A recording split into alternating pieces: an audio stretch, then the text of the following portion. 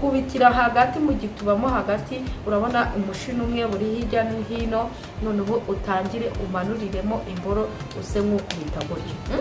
Urabona uko ukubita umugore mu gituba cye, ntabwo mubwiye ngo ukubite, uko ugenda woroshya mu gituba cye niko wa mugore agenda agira amavangingo.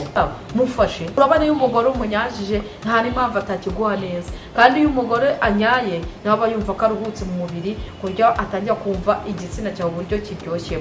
Ariko se nimba undongoye ugatsirita ugasa museseka, uzasanga cya gituba nacyo cyatangiye kumera nk'igifite amakakama, kwinjiramo yambora itangire yange igorane, sange igituba kirenda guca yambora. Abanyarwandakazi cyangwa abanyarwanda muri rusange uburyo banyaza, niyo mpamvu mora hano kurica no mbabwira ati nzajya mbigisha mwabagore mwe, ugasanga usenyuye urugo rwawe witwaje yuko nguri umugore mwiza ufite igihagararo cyiza. Ubugore ni mu maguru, kandi umugore ni ukuba waha igituba umugabo wawe gifite amavangingo, apana kuyafata ngo ugiye kuyanyarara muri toilette ngo cyangwa ngo wanze kunyara ngo uranyara ngo ari uko ngo unyaye ngo umugabo arangije. Dore uko rero umugore azajya aho umugabo we igituba.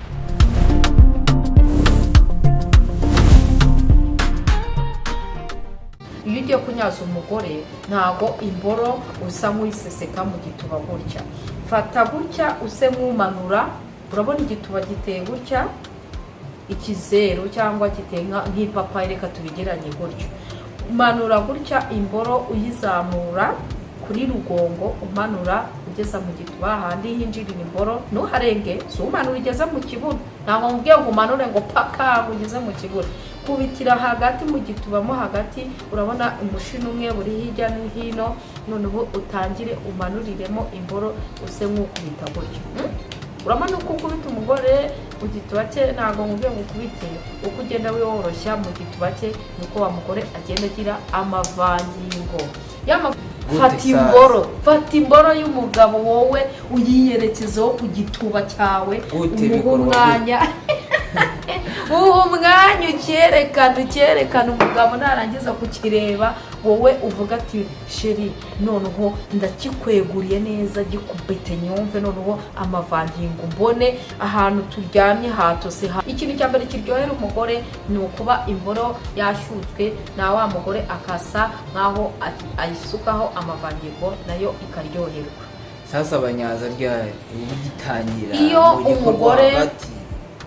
umugore akunda kunyazwa, nk'urugero ngiye kuba ndi umugore ngiye kwiteraho urugero, imboro nk'urugero yashyutswe cyangwa yabuze kuba yagira ubushake bwinshi buhagije kugira ya mboro ihagarare igire stamina ikomere, wowe mudamu cyangwa ngewe Eva, reka nyihitangiye urugero, tangira woroshye igituba kinyerere cyorohe, noneho amavangingo utangire uyasuke kuri ya mboro, itangire ishyuhe, igira ubushuhe n'ubushake. Nimara kugira bwa bushake, wowe wa mugore ni wowe ufite uruhare mu buriri, kuko niwe uyoboye niwe ufite vora.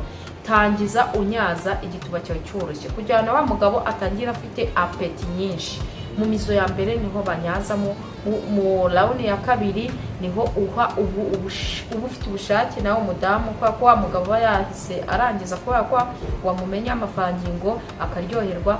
Wowe ikintu wongera gukora bwa kabiri, ugerageza kuba wanyara bwa kabiri ari uko ya mboro yatangiye kugucumita iri mu gituba, niho wa mugabo atangira kumva umwanya wo mo imbere w'igituba uburyohe bwabyo.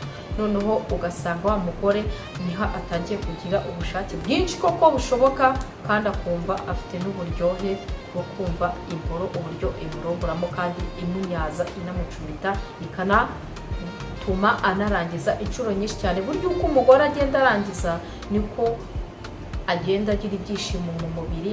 Buri umugore ufite imbaraga mu mubiri yanarangiza inshuro zirengeje 3, ugasanga ageze ku nshuro 4.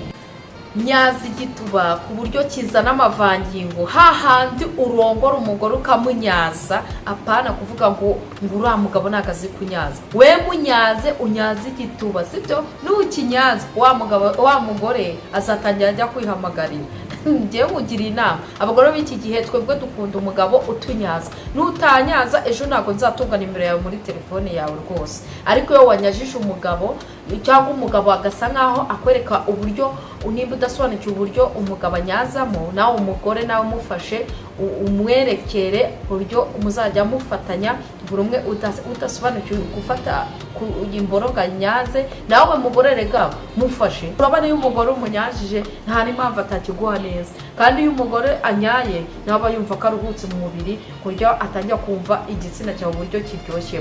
Ariko se nimba undongoye ugatsirita ugasa museseka, uzasanga cya gituba nacyo cyatangiye kumera nk'igifite amakakama, kwinjiramo yambora itangire yange igorane, usange igituba kirenda guca yambora. Abanyarwandakazi cyangwa abanyarwanda rusange ku buryo banyaza. Niyo mpamvu mora hano kurica no mbabwira ati nzajya mbigisha mwabagore mwe, ugasanga usenya urugo rwawe witwaje yuko nguri umugore mwiza ufite igihagararo cyiza. Ubugore ni mu maguru, kandi ubugore ni ukuba wahigitwa umugabo wawe gifite amavangingo, apana kuyafata ngo ugiye kuyanyarara muri toilette ngo cyangwa ngo wanze kunyara ngo uranyara ngo ari uko ngo unyaye ngo umugabo arangije. Dore uko rero umugore azajya aho umugabo we igituba aryoherwa umugabo wawe. Iyo twerekera ku ntoki niyangane ngiye gufata wenda uburyo runaka nagereranyamo. Hari abantu bavuga ngo igituba ngo ntabwo bazi uburyo giteye, ariko hari n'abandi hari ibintu mugenda mudusaba tuzagenda tubaha kandi tuberekeye. Iyo ugiye kunyaza umugore ntabwo imboro usa nk'uyiseseka mu gituba gutya, fata gutya use nk'umanura. Urabona igituba giteye gutya, ikizeru cyangwa giteye nk'ipapayi, reka tubigeranye gutyo. Manura gutya imboro uyizamura kuri rugongo, umanura ugeza mu gituba handi hinjiriye imboro, ntuharenge. Si umanura ugeze mu kibuno, ntabwo mubwiye ngo umanure ngo paka ugeze mu kibuno. Kubitira hagati mu gituba mo hagati, urabona umushino umwe buri hirya no hino, noneho utangire umanuriremo imboro use nk'ukubita gutyo. Urabona uko ukubita umugore mu gituba cye, ntabwo mubwiye ngo ukubite, uko ugenda woroshya mu gituba cye niko wa mugore agenda agira amavangingo. Ya mavangingo rero yafashe igikumburo, afasha uko imboro yaba idafite ubushake, ya mboro igenda ihaguruka gakeya, ni kwa kundi igenda iryoherwa gakeya, noneho agatangira kumva uburyohe bw'igituba, akakwisanzuraho, akakurongora, mwese mumeze nk'aho muri mu mukino umwe, muri koga amazi amwe, kubera yuko nawe bamuhaye amazi afatika, nawe ukayamumena ko kuyamusukaho, ukabona amabya arashyushye, imboro ukumva noneho nawe utangiye kwifuza imboro y'umugabo kuko yaguhaye umwanya wo kukunyaza bihagije.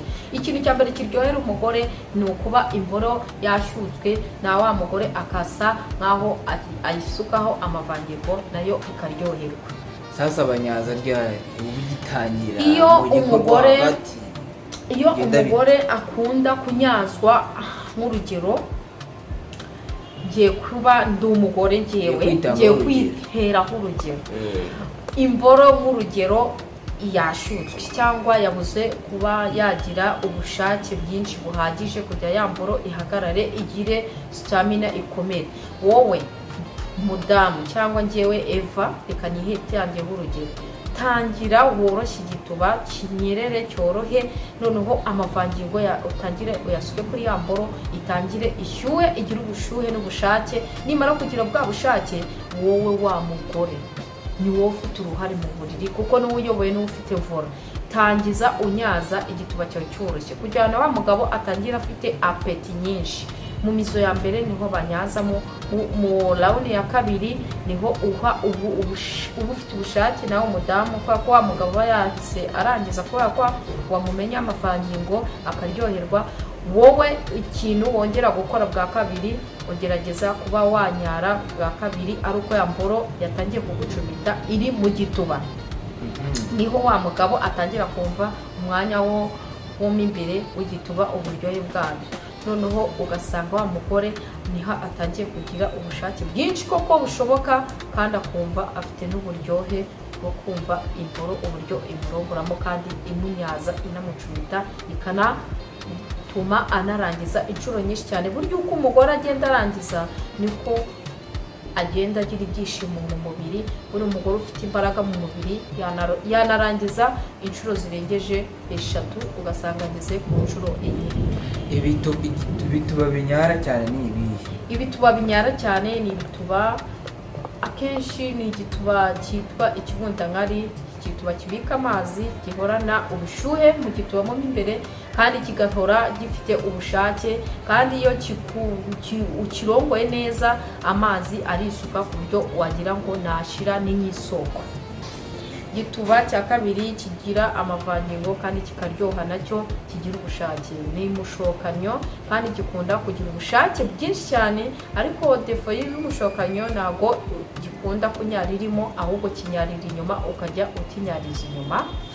Igituba kigira ubushake nanone ni agatoma, gikakunda kunyara cyane, ariko ko baragacumita aba gafite umwenge aho binjiriza imboro hasa nk'ahegeranye cyane. Ni cya gituba cyegeranye icyo bita kurongora, usa nk'urunguruka ku buryo wakoresha n'agatara kugira ngo, cyangwa agatoroshi kugira ngo ya mboro yinjiremo neza, ugasanga ari agatuba kegeranye, gahora kegeranye, kameze nk'isugi.